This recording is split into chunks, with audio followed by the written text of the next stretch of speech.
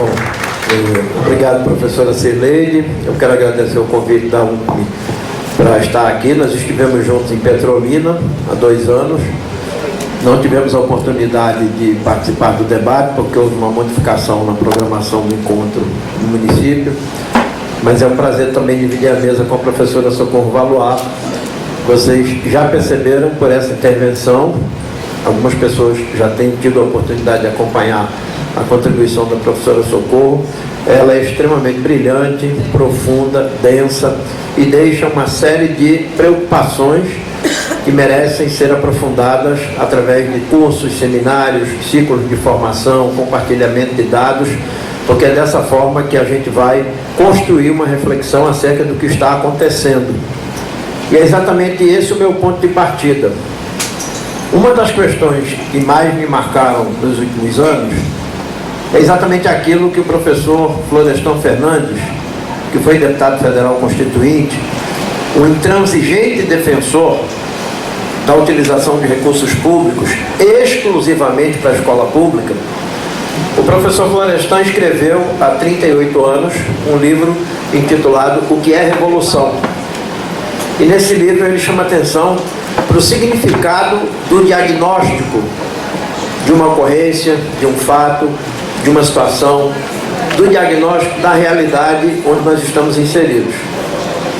E ele afirmou o seguinte: um diagnóstico errado leva a estratégias inconsequentes, erradas. E nós poderíamos ampliar essa expressão, talvez, para um parágrafo muito maior. Um diagnóstico errado leva a estratégias, a escolhas, a ações inadequadas, inconsequentes, inoportunas. E essa é a preocupação fundamental acerca do que está acontecendo neste momento com a educação. Um diagnóstico errado acerca do que está acontecendo com a educação vai nos mover, evidentemente, para estratégias, para ações erradas, inconsequentes, insuficientes, inoportunas, talvez até de pouca produtividade do ponto de vista dos nossos objetivos, pensando a educação como espaço de um projeto de nação. Quando nós discutimos o Plano Nacional de Educação e o aprovamos na Câmara dos Deputados em 2012, em seguida ele foi aprovado em 2014, nós afirmamos o tempo inteiro que um Plano Nacional de Educação não é um plano de escolarização.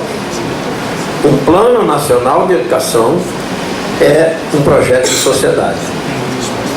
Por quê? Porque nós nos assemelhamos a um conjunto de países que na transição do século XV para o século XVI fomos inseridos enquanto territórios e populações num processo de expansão do capitalismo mercantil. E esse processo tinha como âncoras a disputa da coroa espanhola com a monarquia inglesa, com a coroa portuguesa. Não foi por acaso que financiaram-se grandes expedições navais em busca de novos territórios onde poderiam ser encontradas novas riquezas, especiarias, produtos primários, recursos minerais, recursos naturais. E nós passamos 3 séculos e praticamente 1/4 de século, deixamos de ser colônia, passamos a ser império, deixamos de ser império e nos tornamos república, sem nenhuma ruptura estrutural com a lógica do sistema econômico dominante nesse período. O velho Karl Marx, quando escreveu Crítica da Economia Política, que foi a base para a produção clássica de todos os volumes do Capital, ele chamava atenção para algo extremamente importante. Na história da humanidade, desde os nossos antepassados mais ancestrais, as sociedades criaram relações materiais de produção para responder às suas necessidades, independente das suas vontades individuais. Que foram essas relações materiais de produção que foram progredindo num processo de acúmulo de conhecimento, num processo de habilidades motoras, num processo de apropriação da natureza, que nos fizeram chegar onde nós estamos hoje. Muitas pessoas não têm a dimensão de que nunca existiu a mercadoria, nunca existiu o dinheiro como existem hoje. Então foram essas relações que fizeram com que a coroa britânica, a coroa espanhola e a coroa portuguesa se lançassem numa disputa. E a coroa portuguesa detinha as maiores tecnologias navais com a escola de Sagres, em Portugal, e foi isso que fez com que todo esse lado de cá do oceano fosse incorporado à expansão ultramarina do capitalismo mercantil inglês, espanhol e português. E quando o economista Márcio Postman refere-se à ausência de ruptura, é porque essa ausência de ruptura é uma marca do nosso sistema político, econômico e cultural até hoje. Quando se recupera na história a farsa da Lei Áurea como abolição da escravatura, é porque não se fez a abolição da escravatura dissociada do direito à educação, à terra, ao crédito e à igualdade. Quando não se fez a ruptura da propriedade privada da terra, é porque nós mantivemos as mesmas estruturas que durante a colônia administravam a riqueza e transferiam riqueza para a metrópole. Não há nenhum caso de colonização na história da humanidade em que a metrópole tenha empobrecido e enriquecido a colônia. Pelo contrário, algumas colônias, mediante processos muito mais violentos de revoluções sociais do que a nossa, promoveram rupturas com o controle das metrópoles para ter autonomia. Esse foi um exemplo da forma como se deu a independência norte-americana em relação à Inglaterra e a forma como se deu a independência brasileira em relação a Portugal. Quer dizer, nós deixamos de ser uma colônia sob o comando do rei e passamos a ser um império dominado pelo filho do rei. Deixamos de ser um império e passamos a ser uma república governada pelos mesmos grupos econômicos que se incomodaram profundamente, porque durante quase 7 décadas eram agentes econômicos, mas que estavam tutelados pelo império, pela monarquia. E decidiu-se fazer uma república que não veio de baixo para cima, mas sim de cima para baixo. Então, essa marca histórica do Brasil, ela está presente até hoje, porque os mesmos interesses do capitalismo mercantil que conduziram a colônia brasileira e a colônia hispano-portuguesa são os interesses que hoje comandam e se apropriam das riquezas que essa sociedade brasileira produz. Ora, é patético quando num intervalo de 7 anos, entre julho de 2012 e setembro de 2019, 2 ministros, um da Educação e o outro da Fazenda, o ministro da Fazenda, Guido Mantega, em julho de 2012, e essa semana o ministro da Educação, Abraham Weintraub, ambos proferiram o mesmo discurso. Em 2012, o ministro Guido Mantega afirmou que a decisão de aprovação do Plano Nacional de Educação, colocando como âncora o custo aluno-qualidade e como meta 10% do PIB para a educação, que essas decisões eram irresponsáveis e iam quebrar as contas do país. Eu, dirigindo essa semana, quase amarrou o carro no trânsito, quando ouvi na CBN o ministro da Educação desse governo dizer a mesmíssima coisa frente à aprovação do relatório do Fundeb, sob a relatoria da professora deputada Dorinha Seabra. O que faz com que 2 ministros, um da Economia e outro da Educação, de governos de orientação ideológica, política, programática absolutamente distintos, Lula, Dilma, Mantega, não tem nenhuma similaridade com Bolsonaro e Paulo Guedes? E o que faz com que 2 governos de orientações pragmáticas, programáticas e ideológicas distintas professem o mesmo discurso diante de decisões do Congresso submetidas à consultoria financeira, às audiências públicas, ao debate com a sociedade, e tomam decisões favoráveis à ampliação do financiamento, à construção de metas, à incorporação do custo aluno-qualidade, para definitivamente, e aí agora em 2019, 87 anos depois do Manifesto dos Pioneiros da Educação, nós chegarmos à construção de uma perspectiva de educação universal, equânime e de qualidade. Como escreveram os sanitaristas ao descrever o SUS na Constituição de 88 e na Lei 8080 de 1990, estruturando o Sistema Único de Saúde. Universal, equânime e de qualidade. Quando nós nos assemelhamos ao SUS, defendendo educação universal, equânime e de qualidade, é porque nós não queremos sofrer as consequências das características fiscais, econômico-produtivas das regiões mais empobrecidas. Equânime é o mesmo padrão. É o mesmo padrão. E se nós temos regiões que que historicamente receberam menor aporte do Estado, menor investimento privado e mantêm bases primárias similares à colônia, como toda a região canavieira do Nordeste, como toda a região de monoculturas do Centro-Oeste ou da Amazônia, é porque nós entendemos que o Estado tem responsabilidade em fazer a inversão de valores. Se não é o Estado a fazer a inversão de valores a partir de uma tributação progressiva, quem vai fazer a inversão de valores? O mercado? A Fundação Roberto Marinho? O Instituto Ayrton Senna? Alfa e Beta? O Instituto Natura? O Instituto Itaú Social? Não. Ou é o Estado que assume a responsabilidade de fazer a inversão de valores e exerce o monopólio que compete ao Estado, que é o monopólio da tributação, ou o mercado não o fará. Porque o interesse do mercado, que é o nome de fantasia do sistema capitalista, né? Todas as pessoas têm sua identidade. Algumas no carnaval vestem uma fantasia.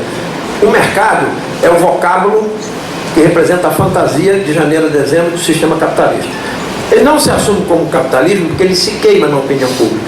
Então fala-se do mercado e todos os seus filhotes, o empreendedorismo, a livre iniciativa, a responsabilidade fiscal e tudo aquilo que o mercado, que o capitalismo requer para extrair da sociedade as riquezas necessárias ao processo de acumulação. Sobretudo quando se impõe à sociedade o princípio da austeridade fiscal. Então, quando o Florestan nos alerta para a importância do diagnóstico, é fundamental nós termos o cuidado de, ao fazermos esse diagnóstico, compreendermos quais são os ataques que estão sendo feitos hoje à educação. Primeiro porque a educação, ao passar a ser um senso comum, uma sociedade dividida em classes, já é motivo de desconfiança. Se eu vivo numa sociedade dividida em classes, entre proprietários do capital, da terra e da riqueza, e uma grande maioria de despossuídos da renda do trabalho, da riqueza, da propriedade e do capital, eu não posso ter um vocábulo que represente o senso comum numa sociedade dividida em classes. Alguma coisa está errada. Então, quando o movimento Todos pela Educação, quando a Fundação Roberto Marinho, quando Jorge Gerdau, quando banqueiros falam do compromisso com a educação, eu tenho que dar um passo atrás. Porque não há unanimidade numa sociedade que se assume dividida em classes, em que 1% dos mais ricos detém 60% da riqueza. Será que o compromisso de todos pela educação, proferido pela boca desses proprietários e dessas classes, é o mesmo compromisso com a educação dos sem terra, dos sem teto, da população negra, da periferia, dos assalariados? Não é. Obviamente o interesse das classes proprietárias, das classes produtoras, no sentido patronal, em assumirem o vocábulo educação e transformá-lo numa bandeira comum, é o interesse de classe, é o interesse ideológico. Eu pedi aqui à organização da UNCLE para distribuir para vocês um artigo com a entrevista com a pesquisadora Liana Bernardi, do Programa de Pesquisa de Relações Público-Privadas da pós-graduação da Universidade Federal do Rio Grande do Sul. Ela, ao estudar a construção e a implementação do Programa de Ações Articuladas, do PAR, ela encontrou algo que não é novo e que tem origem no ovo da serpente que foi colocado na Constituição de 88, mas já estava presente em outros textos constitucionais, que é a seguinte expressão: o ensino é livre à iniciativa privada. Aparentemente seria uma postura democrática, porque desde a colônia até a república sempre existiu o Estado, o ente público e a iniciativa privada. Então, democraticamente, você coloca na Constituição que o ensino é livre à iniciativa privada. E esse ovo da serpente pariu diversas serpentes que estão nos envenenando e estão nos asfixiando, como as duas modalidades de ofídeos que a gente conhece. Uma mata por asfixia, a outra mata com veneno. E como é que estão nos envenenando? Porque estão destruindo a escola pública. Estão entrando nos sistemas públicos municipais de educação, de baixo para cima, para tomar conta do planejamento, do projeto político-pedagógico, dos sistemas de avaliação, da formação de professores. Como diz a pesquisadora Liana Bernardi, o capital quer assumir para si a formação dos professores e a construção cotidiana do currículo nas escolas públicas. E com que valores? Com que concepções de educação e de sociedade? Com valores e concepções que formem os cidadãos na perspectiva de transformar a sociedade, ou na perspectiva de manter essa sociedade com as suas estruturas e os mecanismos de produção e apropriação da riqueza que essas estruturas retiram de cada um de nós.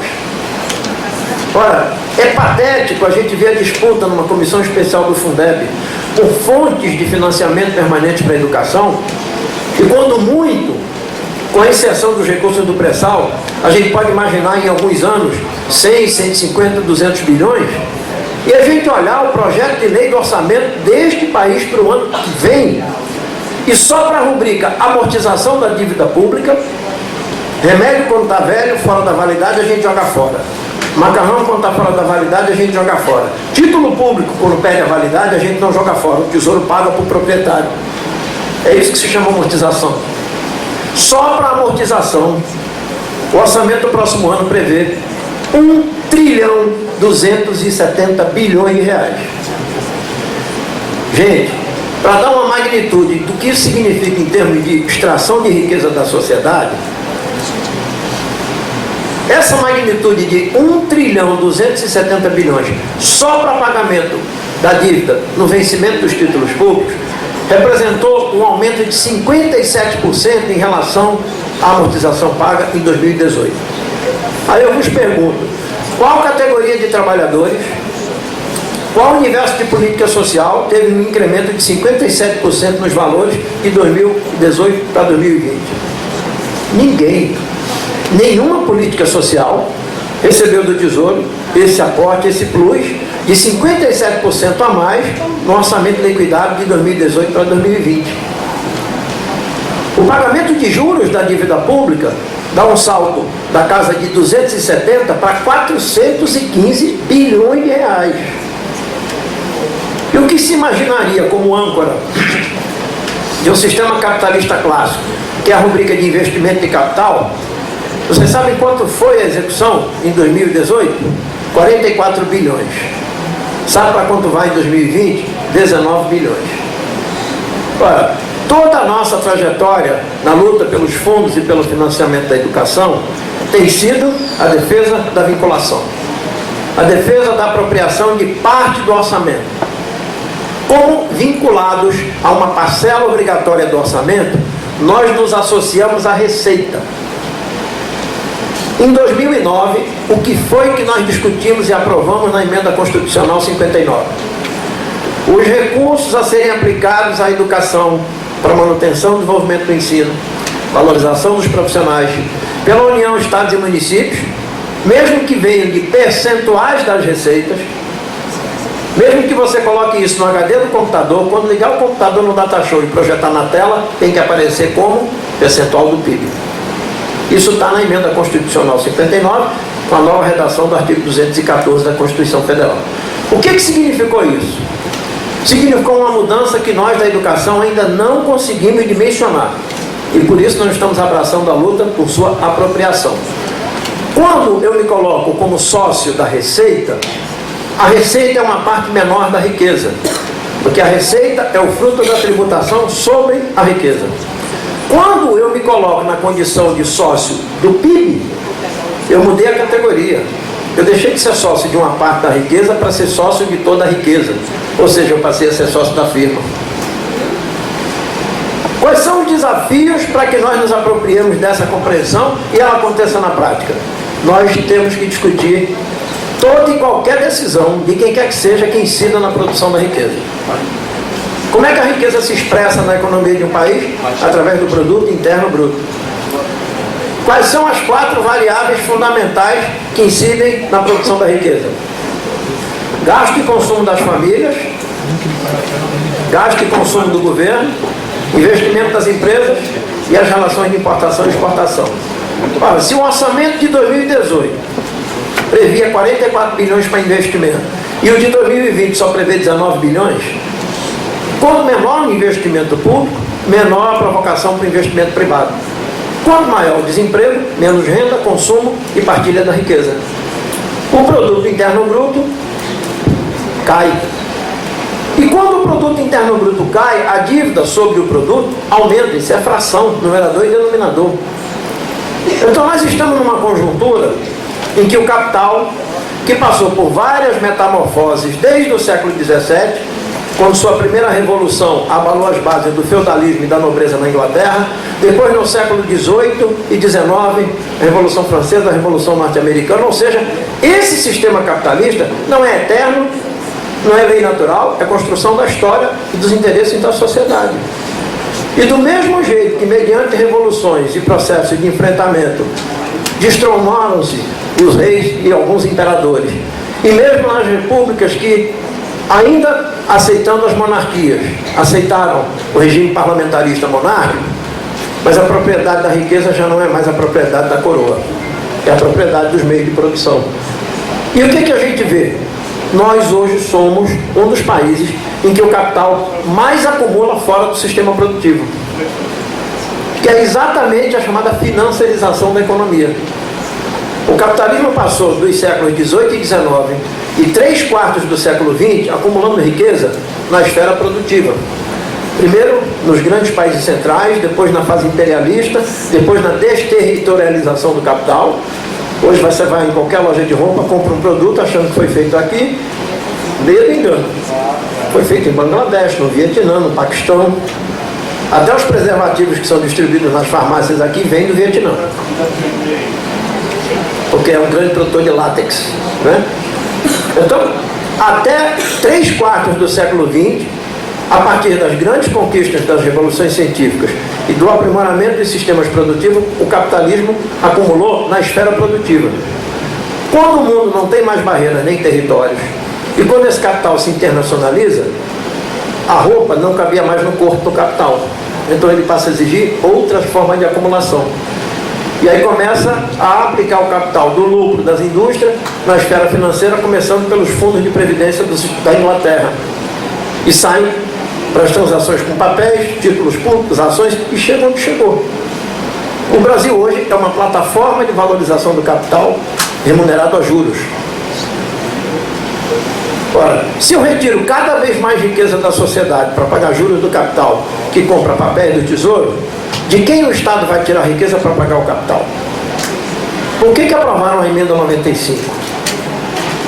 Por que em 2000 aprovaram a lei de responsabilidade fiscal, cujo nome é palatável, audível, aceitável? Mas basta você ler o artigo 9º que você vai ver que a lei de responsabilidade fiscal é uma fraude, porque lá no artigo 9º afirma-se que, enquanto não forem atingidas as metas de economia fiscal para pagamento de juros, todos os demais empenhos são suspensos. E que responsabilidade é essa que só vale para um lado e não vale para os dois? E toda sorte de expressões que são similares: responsabilidade fiscal, ajuste fiscal, austeridade fiscal, no lombo de quem? De quem necessita de educação, saúde, econômica universal e de qualidade. É desumana a disputa em torno de um relatório progressista para o Fundeb permanente, com essa compreensão da equanimidade, qualidade igual para todos, num contexto em que o capital está se apropriando de parcelas cada vez mais gigantescas dessa riqueza, com o aval do Estado, com o apoio da mídia e da maioria das representações políticas no Congresso. E aí, pasmem, o que mais nos surpreende é que em diversos municípios brasileiros nós temos governos, prefeituras, alianças políticas, que tem lá siglas de esquerda, que estão recebendo de braços abertos, servindo um cafezinho e bolo de rolo, para a Fundação Roberto Marinho, para o Instituto Ayrton Senna, para o Instituto Alfaibeto. Cadê o compromisso com a escola pública? Cadê o compromisso com a escola pública? Não dá mais para a gente ouvir discursos de segmentos que estão no campo democrático e popular em oposição ao fascismo, em oposição à barbárie, a toda sorte de desgraças que esse governo atual tem proferido e praticado, e na sua base, na sua administração, não respeita a LDB, não constrói projeto político pedagógico, não implanta a lei dos conselhos escolares, não tem mecanismo de gestão democrática e compra pacotes desses institutos que vão do Positivo à Fundação Roberto Marinho, do Ayrton Senna à Alfaibeto, transformando o planejamento, a execução de políticas, a avaliação, a formação de professores num grande negócio da filantropia, que é muito mais pilantropia do que filantropia. Então, nós estamos diante de um desafio.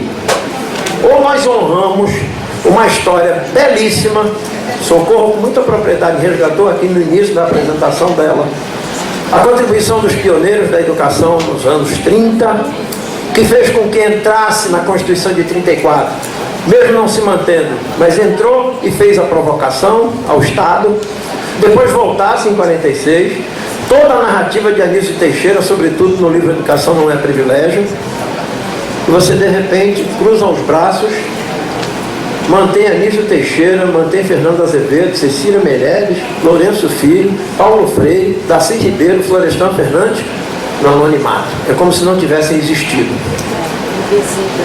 É como o filme Bacurau. Os caçadores mexem no satélite e a cidade de Bacurau some do mapa. Quem já assistiu Bacurau? Assistam. É assim, você apaga do mapa. Você não quer que as pessoas saibam quem foram Paulo Freire, Darcy Ribeiro, Florestan Fernandes, Anísio Teixeira, Fernando Azevedo, Cecília Meirelles. Numa dessas manifestações eu encomendei uma faixa com todos esses pioneiros e os jovens chegavam, esse aqui eu sei quem é, Paulo Freire, e esse aqui? Quem é essa mulher? Cecília Meirelles, signatária do Manifesto dos Pioneiros, Fernando Azevedo, Lourenço Filho, Anísio Teixeira.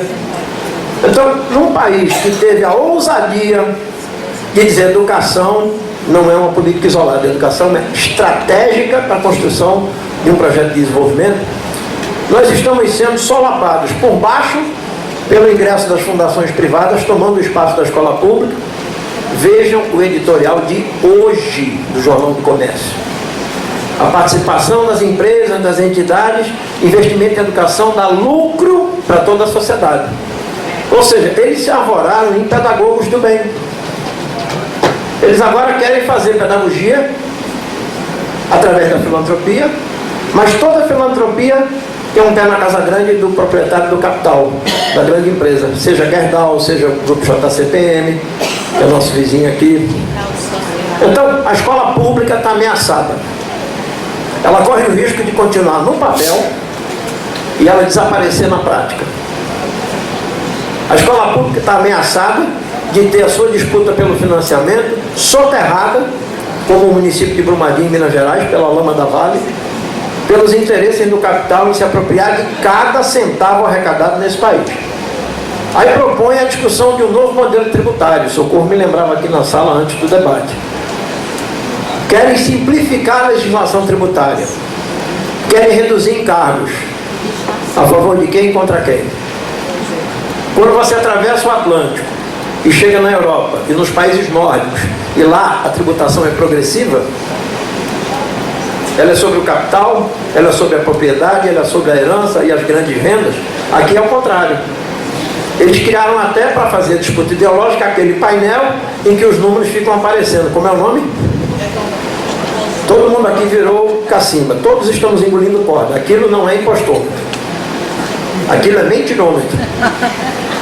Porque se você descer do carro, do ônibus ou da bicicleta, for olhar por trás do painel, você só vai ver lâmpada e fio.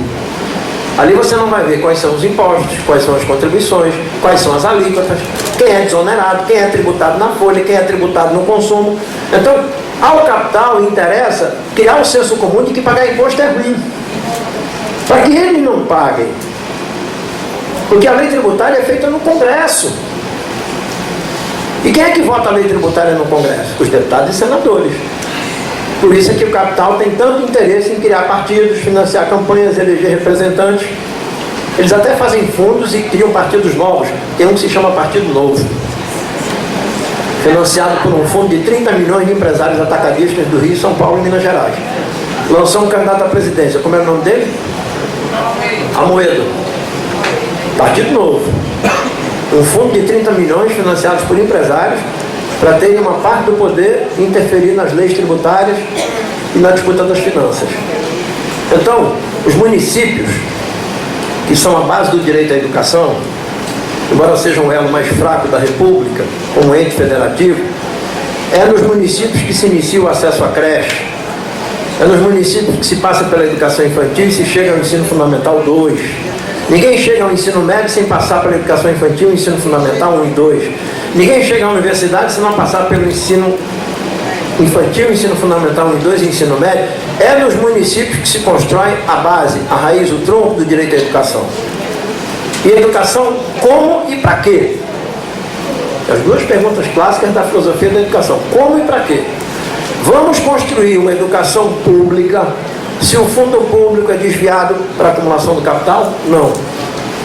Vamos construir uma educação para a cidadania se quem discute, elabora e executa a política educacional é o município, terceirizando para os setores privados? Não. Ou nós assumimos os princípios constitucionais, liberdade de ensinar e aprender, autonomia pedagógica, direito à educação pública, participação da comunidade no projeto político-pedagógico, artigo 15º da LDB, participação do docente. O que eles estão fazendo com o Plano Nacional de Educação? A mesma coisa que governos passados fizeram com o primeiro Plano Nacional de Educação da Lei 10.172 de 2001. Corta as veias do financiamento. Encerra os espaços de participação democrática.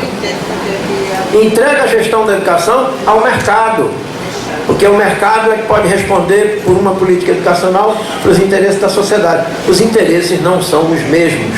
A maioria da sociedade não tem sintonia com os interesses do mercado. Os interesses do mercado, que é a fantasia do capitalismo, são acumulação, concentração e exclusão. Porque quanto mais democracia, mais requerência, mais demanda, mais pressão. Isso contraria o processo de acumulação do capital. Então, no plano internacional, para concluir, no plano internacional, não há espaço para um Estado-nação soberano, como Brasil, Argentina, Chile, Índia, Rússia, países fora do eixo das grandes potências capitalistas, militares, financeiras e econômicas. Porque no momento em que você reconhecer a autonomia do Estado-nação brasileiro, do Estado-nação do povo argentino, do Estado-nação do povo chileno, do povo da Índia e dos países que estão fora da concentração de poder e de riqueza, esses Estados nacionais podem tomar decisões que firam e criem obstáculos ao processo de acumulação de riqueza do capital internacional. Então você tem um ministro da Educação que diz que aprovar um relatório nesses termos vai quebrar as contas do país. Você tem um ministro da Fazenda que disse há 7 anos que colocar 10% do PIB como meta 20 do PNE era uma irresponsabilidade. Ou seja, você está jogando contra a expansão da educação como direito universal, a construção de uma política educacional como uma política equânime e de qualidade e, acima de tudo, sob controle social. Eles querem que a sociedade cruze os braços e fique rezando um dia assim ou outro também para o Tribunal de Contas e o Ministério Público fazerem alguma coisa. E a gente sabe do esforço dos auditores, dos técnicos, mas a gente sabe do componente político, que todo dia de manhã cedo entra e sai de madrugada dos tribunais de contas. A indicação dos conselheiros, os interesses partidários, os interesses de grupos políticos regionais.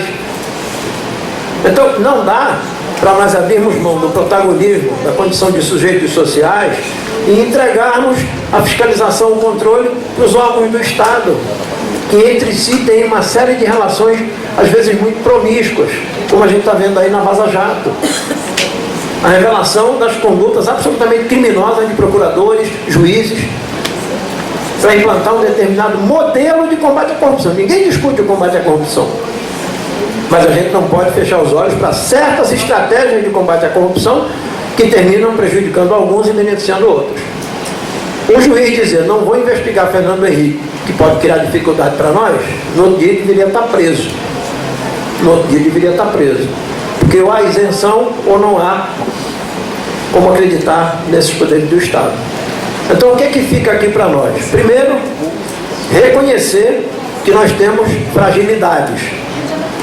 Não dá mais para a gente ficar dizendo, eu não entendo nada de economia, finanças públicas é complicado, eu não entendo nada de tributação. Quanto mais a gente diz isso, mais o capital e as oligarquias batem palma e abrem um champanhe. Claro. Então a gente tem que buscar, e não são poucas as pessoas acessíveis, a gente tem que buscar com quem a gente se abraça, com quem a gente vai pedir âncora, luz e direção para desvelar essa pseudo-tecnicidade dos assuntos econômicos, orçamentários, fiscais e financeiros. Não são Eu venho fazendo inúmeros debates acerca do programa Futuris, que estão tentando impor às universidades e aos institutos federais, e a segunda lâmina que eu coloco são 5 temas e parênteses. E aí eu pergunto, quais desses temas vocês acham os mais complicados? Eu coloco saúde, ciência e tecnologia, cultura, economia e direitos humanos. Todo mundo vota, economia é o mais complicado. E não é. E não é.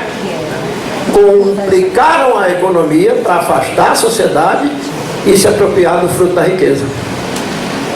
Então a gente precisa buscar quais são as fontes, precisa buscar quem vem trabalhando, quem vem pesquisando.